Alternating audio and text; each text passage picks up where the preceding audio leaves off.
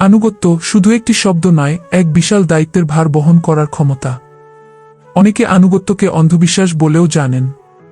তবে সবেরই একটি পরিমাণ আছে। দুর্জন যেমন বিদ্বান হলেও পরিত্যাজ্য, অন্ধ আনুগত্যে নিমজ্জিত ব্যক্তিও ঠিক তাই। সে কখন আপনার ভালো ভাবতে ভাবতে সবচেয়ে বড় ক্ষতিটা করে বসবে বুঝতেও পারবেন না।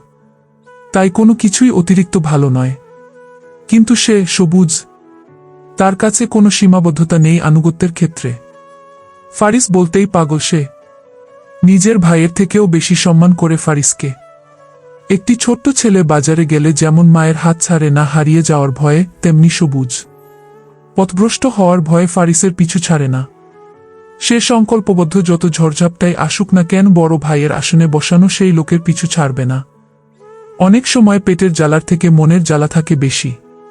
একবেলা ভাত না খেলেও চলবে, তবে মনের প্রশান্তিটুকু আবশ্যিক। ফারিস সেই ব্যক্তি যে ছন্নছাড়া সবুজের সবটুকু ছেলে মানুষই নিজের মধ্যে বন্দি রাখে। কখনো বিরক্ত প্রকাশ করে না তার প্রতি। যদিও সবুজ ছেলেটি বেশ দায়িত্বশীল, তবে ফারিসের আশেপাশে থাকলে সেও ছেলে মানুষ হয়ে যায়। লোকটা সহ্য করে বইকি। তাই আজও ফারিসের এই দুর্দিনে তাকে ছেড়ে যাওয়ার পরিবর্তে ছোট্ট একটি অঙ্কের বিনিময়ে পড়ে আছে ফারিসের পাশে। লোকটা আর সেই প্রতিষ্ঠান কাঁপানো ঝড়টি নেই। সামান্য এক সেক্রেটারি। আর সে সেই সেক্রেটারির পদতলে পড়ে থাকা সামান্য এক এমপ্লয়ি সবুজ। বাইকের চাবি আঙুলে ঘোরাতে ঘোরাতে অফিসে ঢুকল সবুজ। এলোমেলো কোনো গানের সুর তুলছে শীষের মাধ্যমে। হঠাৎ সে লক্ষ্য করল রিসিপশনে কতগুলো গার্ড একটি মেয়ের গায়ে হাত দেওয়ার চেষ্টা করছে। মেয়েটি ক্ষিপ্ত বিড়ালের ন্যায় ছ্যাঁত করে পিছু হটছে একটু পরপর। সবুজ চিন্তিত ভঙ্গিমায় এগিয়ে গেল সেদিকে। মেয়েটি তখনও গার্ডদের সাথে দাপাদাপি করতে ব্যস্ত। সবুজ তার পেছনে গিয়ে দাঁড়াল। What happen? গার্ডরা তাকে দেখে বিনম্রতার সাথে মাথা নত করল। যদিও এককালে পিএ পদে ছিল সে। স্যার, এই মহিলাটি বিশৃঙ্খলা তৈরি করার চেষ্টা করছে। তোমরা যাও, আমি দেখছি। গার্ডরা চলে যেতেই হাওয়ার বেগে ঘুরে দাঁড়ালো মেয়েটি। তার ঘন কালো চুলগুলো ছুঁয়ে গেল সবুজের মুখ। বেলিফুলের কোমল সুবাস নাসারন্ধ্রে প্রবেশ করতেই আনমনে চোখজোড়া বুঝে এলো সবুজের। চাঙ্গা হয়ে উঠল তার মন। সেকেন্ড কয়েক পর চোখ খুলল সবুজ। মেয়েটির কাজল কালো চোখে ধাক্কা খেল তার চোখ। আপনাদের গার্ডদের কোনো ম্যানার্স নেই? মহিলাদের গায়ে হাত দিতে আসে কোনো সাহসে? সবুজ সরু চোখে তাকালো মেয়েটির মুখপানে। না, আগে তো দেখেনি এই মুখ। এত পরিচিতের মতো কথা বলছে কিভাবে? যেন 1000 বছরের অভিযোগ তার বিরুদ্ধে। কি চাই আপনার কল্লা? আগে বলুন, তারা এমন ব্যবহার করার সাহস পায় কোথায়? I don't know. অফিসে হুটহাট পাগল ঢুকে পড়ার ভয়ে তারা তটস্থ থাকে। পাগল? আপনি কি আমায় পাগল বললেন? সবুজ আরাম করে রিসিপশনের কাউন্টারে হেলান দিয়ে দাঁড়ালো। কর্মী দুটো মেয়ে মাথা নিচু করে মিটিমিটি হাসছে। তারা বুঝতে পারছে ফাটাফাটি একটা ফাইট লাগতে চলেছে এখানে। অন্তত এই লোকের থেকে এতটুকু আশা করতে করতে তারা অভ্যস্ত। সবুজ মেয়েটিকে এমনভাবে পর্যবেক্ষণ করতে লাগলো যেন সে কোনো জোকার। গায়ে লাগলে হয়তো আপনি। তা নাম কি? মেয়েটি আঙুল তুলে সতর্ক করতে চাইল সবুজকে। তার আগেই পরিচিত একটি কণ্ঠস্বর থামিয়ে দিল তাকে। আলেয়া। আলেয়া পেছন ফিরল। শিখাকে হতবাক মুখে দাঁড়িয়ে থাকতে দেখে চোখ জোড়া জ্বলজ্বল করে উঠল তার। অনেক মূল্যবান কিছু পেয়ে গেছে বোধহয়। সবুজ ও শিখাকে দেখে সোজা হয়ে দাঁড়াল। রিসিপশনিস্ট মেয়ে দুটো সালাম করল শিখাকে। আলেয়া আগপাচ না ভেবেই জড়িয়ে ধরল তাকে। অবশেষে তুমি? কোথায় চলে গেছিলে? কত খুঁজেছি তোমায় জানো? শিখা আলেয়ার পিঠে হাত বুলিয়ে দিল। শান্ত হও, আগে শ্বাস নাও। অনেক বড় কাহিনী বলছি তোমায়, চলো। ওয়েট ওয়েট, তার আগে বলো তোমার অফিসের গার্ড ও কর্মচারীগুলো এত বেয়াদব কেন? সামান্য ভদ্রতাটুকুও নেই তাদের মাঝে। এরপর পুরো ঘটনা খুলে বলল আলেয়া। শিখা তার সামনেই সেই গার্ডদের ডাকল। ইচ্ছামতো ঝাড়ল তাদের। নতুন মালিক আসায় পরিস্থিতির সাথে মানিয়ে নিতে হিমশিম খাচ্ছে রক্ষীরা। তারা আলেয়াকে এমনি কোনো ব্যক্তি ভেবেছিল যারা বিনা কারণে অন্যদের বিরক্ত করতে আসে। তার কাছে কোনো অ্যাপয়েন্টমেন্টও নেই। রক্ষীরা চায়নি তাকে বিরক্ত করতে। অফিসের পরিবেশও নষ্ট করতে চায়নি বলে এখান থেকেই বিদায় করতে চেয়েছিল আলেয়াকে। অসাবধানতায় একজনের হাত লেগে বসে আলেয়ার গায়ে। আর সেখান থেকেই শুরু হয় ভুল বোঝাবুঝি। তাছাড়া যথেষ্ট যোগ্য ব্যক্তিদের নিয়োগ দিয়েছে ফারিস। গত এক সপ্তাহে অন্তত এটা বুঝতে পেরেছে শিখা। গার্ডদের ওয়ার্নিং দিয়ে আলেয়াকে নিয়ে চেম্বারে যায় শিখা। পথে আলেয়া সবুজের দিকে মৃত্যু দৃষ্টি দিতে ভুলে না। চেয়ারে বসতে বসতে আলেয়াকে ফ্ল্যাশব্যাক খুলে বলে শিখা।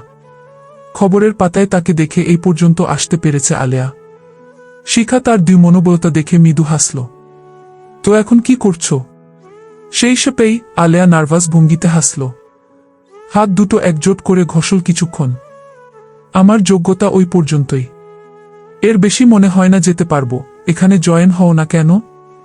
আফটার অল এখানেও তোমার মতো তীক্ষ্ণ ইচ্ছাশক্তিসম্পন্ন কর্মীর প্রয়োজন প্রতিষ্ঠানকে এগিয়ে নেয়ার জন্য। সাথে আমিও একটি এনার্জি ডোজ পেয়ে গেলাম। শিখার কথা শুনে আলেয়া থতমত খেয়ে গেল। যদিও পড়াশোনা আছে তার, তবুও কখনো ফাইল ঘাটাঘাটি আবার কর্মীদের নির্দেশনা দেয়া পর্যন্ত ভাবেনি কখনো। ওর দম তার নেই। অন্তত কখনো যাচাই করে দেখেনি নিজেকে। আমি কিভাবে পারবো? চেষ্টা করলেই পারবে। যদিও আমার বাবা দাদা বিজনেস টাইকুন ছিল, আমি নই। তবুও দেখো আমি এখানে, শুধু একটু প্রচেষ্টায়। আর আমার মনে হয় তুমিও পারবে। তাহলে স্যালারি নিয়ে আলোচনায় বসা যাক। আলেয়ার গলা শুকিয়ে গেল। কোনো প্রকার ইন্টারভিউ ছাড়াই 1 লাফে স্যালারিতে? সে পারবে তো? শিখা আলেয়ার হাতের উপর হাত রেখে আলতো চাপ দিল। তাকে ইঙ্গিত দিল সে পারবে। এবং প্রথমবারের মতো ঝুঁকির মুখে নিজের ভাগ্যকে ঝুলিয়ে দিতে সক্ষম হয় আলেয়া। এখান থেকে হয়তো সোজা সাফল্যে, নয়তো দড়ি ছিঁড়ে কুয়োয়। ব্যবসায়িক আলাপ করতে করতে শিখার সাথে বাড়িতে পা রাখল ফারিস। অমনি ছোট পরি কোত্থেকে উড়ে এসে জড়িয়ে ধরল ফারিসের পা। পাপা! ফারিস থমকে গেল মুহূর্ত খানেকের জন্য। হঠাৎ পেছনে কারো উপস্থিতি টের পেয়ে নড়ে দাঁড়াল। রোহান! গেছিল হয়তো কোথায়। গম্ভীর মুখে দাঁড়িয়ে তার পেছনে। পরি সাথে সাথে ছুটে গেল রোহানের কাছে। পাপা পাপা বলে তাকে কোলে তোলার জন্য দাপাদাপি করতে লাগল। মিস্টেক ভেবে দীর্ঘশ্বাস ফেলল ফারিস। সব ঠিক থাকলে আজ এটাই হতো তার জীবনের সবচেয়ে সুন্দর মুহূর্ত। ক্লান্তিকর একটি দিন, আর বেলা শেষে একটু ভালোবাসা। রোহান পরীকে নিয়ে ভেতরে ঢুকতে ঢুকতে বলল, অ্যাঞ্জেল কি কাল মাম্মার সাথে ঘুমাতে এনজয় করেছে? পরি ঘন ঘন মাথা নাড়িয়ে সায় জানালো। পরি এনজয়? ফারিস হঠাৎ লক্ষ্য করল আসার পর থেকে পরীকে সে বামহাত নাড়াতে দেখেনি। সবসময় একপাশে ঝুলে থাকে হাতটি। বিষয়টি বেশ খটকাজনক মনে হলো ফারিসের। রিস্কা লেবুর শরবত নিয়ে বেরিয়ে এলো রান্নাঘর থেকে। যদিও ভিনদেশি মেয়েটা, আদবের অভাব নেই তার মাঝে। ঘর কোনো রিস্কা। ফরেনার হয়েও হাউসওয়াইফ হওয়াটা পছন্দ করে সে। রোহানও আহ্লাদ করে একমাত্র বুটাকে। বেশ মিশুক রিস্কা। ফারিস ব্লেজারের বোতাম খুলতে খুলতে সোফায় বসল। রিস্কা রোহান ও শিখাকে শরবতের গ্লাস এগিয়ে দিল। পরীকে মামপট ধরিয়ে দিল একটা। এরপর ফারিসের পাশে বসে লাস্ট গ্লাসটি বাড়িয়ে দিল তার দিকে। ফারিস শরবতের গ্লাসটি মুখে তুললেও তার পূর্ণ মনোযোগ পরীর হাতের দিকে। কি হয়েছে সেই হাতে? বাম হাতটি ব্যবহার কেন করে না পরী? কর্মফল। রিস্কার মন্তব্যে বেশুম খেল ফারিস। কর্মফল বলতে? তাও এতটুকু মেয়ের, বুঝলাম না। রিস্কা মৃদু হাসল ফারিসের দিকে তাকিয়ে। বলল, সময় হলে জানতে পারবেন। এই বলে উঠে পড়ল রিস্কা। পরীকে শিখার থেকে নিয়ে চলে গেল কোথাও। বাকিরাও গেল ফ্রেশ হতে। ফারিসের মাথায় পরীর চিন্তা দিয়ে ভরা। এ বাড়িতে আসার পর থেকে পরীকে তার বামহাত নাড়াতে দেখেনি ফারিস। সবসময় ডান হাত ব্যবহার করে কাজে। কারো কোলে উঠতে চাইলেও সেই ডান হাত তুলে দেয়। ফারিসের তীব্র তাড়না জাগল এর পেছনের কারণ জানার। কিন্তু কাকে জিজ্ঞেস করবে সে? কি হয়েছিল মেয়েটার সাথে? কোনো অ্যাক্সিডেন্ট? এহেন প্রশ্নটি মাথায় আসতেই কলিজা মোচড় দিয়ে উঠল ফারিসের। ছোট্ট পরীকে রক্তে মাখা কল্পনা করতেও গায়ে কাটা দিয়ে উঠল তার। সকলের খাওয়া দাওয়া শেষে ডাইনিংয়ে ছড়িয়ে ছিটিয়ে খাবার নিয়ে বসেছে জহুরা। যদিও কোনো একসময় খাবার নিয়ে সে হয়রানি করেছিল শিখাকে, তবে শিখা তা করেনি। এসব তার কাছে চিপ মেন্টালিটির পরিচয়। তার মতে রিজিক আসে আল্লাহ তায়ালার পক্ষ থেকে। আমরা কে সেই রিজিক নিয়ে টানাটানি করার? জহুরা গোসমাছ একথালায় নিয়ে উজবুকের মতো গোপাস গোপাস গিলছে। তাকে দেখলে মনে হবে যেন ঝিনে আছর করেছে। জহুরা আহারে এতটাই মত্ত, আশপাশের খেয়াল নেই তার। পরি অন্ধকারে হাতছানি দিয়ে গুটি গুটি পায়ে নিচে নেমে এসেছে। গোল ফ্রকে ছোট্ট পুতুলের মতো লাগছে তাকে। সে নিঃশব্দে জহুরার পাশপর চেয়ারে উঠে বসল। উচ্চতায় ছোট হওয়ায় পরীকে দেখতে পেল না জহুরা। সাথে করে নিয়ে আসা একটা তেলাপোকা জহুরার প্লেটে ছেড়ে দিল পরি। সাথে সাথে জহুরা আল্লাহ গো বলে চেয়ার নিয়ে উল্টো পড়ল। তা দেখে হাত পা ছুঁড়ে হাসতে লাগল পরি। জহুরার প্রাণ যায় যায় অবস্থা। ঘটনা বুঝতে পেরে রাগে জ্বলে উঠল জহুরা। পিচ্ছি শয়তান বলে গালি দিল পরীকে। পরীর জামার কলারের পেছনে ধরে বিড়ালছানার মতো হাওয়ায় তুলে ধরল। অসভ্য মেয়ে, তোর সাহস কত আমার সাথে দুষ্টামি করতে আসিস? ঝুলিয়ে ধরার কারণে গলায় ব্যথা পায় পরি। দাপাদাপি করছে নামিয়ে দেওয়ার জন্য। যখন বুঝতে পারল কাজ হবে না তখন গলা ছেড়ে কেঁদে উঠল পরি। জহুরার মনে তবুও দয়ার দেখা মিলল না। পরীর কান্না শুনে হুড়মুড়িয়ে উপর থেকে নেমে এলো শিখা। তার পেছনে রোহান ও রিস্কা। পরীর সাথে জহুরার আচরণ দেখে রাগে ফেটে পড়ল শিখা। এক দ্রুত গতিতে পরীকে ছিনিয়ে নীল জহুরার কাছ থেকে। পিঠমোড়া দিয়ে টেবিলের সাথে চেপে ধরল মহিলাকে। শিখাকে রুদ্রমূর্তি ধারণ করতে দেখে রিস্কা রোহান থেমে গেল। বড় ঝড় আসতে চলেছে বুঝতে পারল তারা। চিৎকার চেঁচামেচির আওয়াজ শুনে ফারিসও ততক্ষণে বেরিয়ে এসেছে। বউ শাশুড়ির যুদ্ধ দেখে থেমে গেল সে। জহুরা ছেলের কাছে অনুনয় করল তাকে বাঁচানোর জন্য। তবে ফারিস এগোয়নি। সে বুঝার চেষ্টা করছে কি হচ্ছে। হঠাৎ শিখার বজ্রধ্বনি বাড়ি খেতে লাগলো বাড়ির প্রতিটি দেয়ালে। তোমার সাহস কত আমার মেয়ের গায়ে হাত দাও? জানের ভয় নেই, অসভ্য মেয়েটাই আমার সাথে প্রথমে লাগতে এসেছে। জহুরার কথা শুনে একটা ছুরি তুলে নীল শিখা তার মুখের উপর ধরল সেটা। ভয়ে তটস্থ হয়ে গেল জহুরা। নড়াচড়ার সাহস পেল না আর।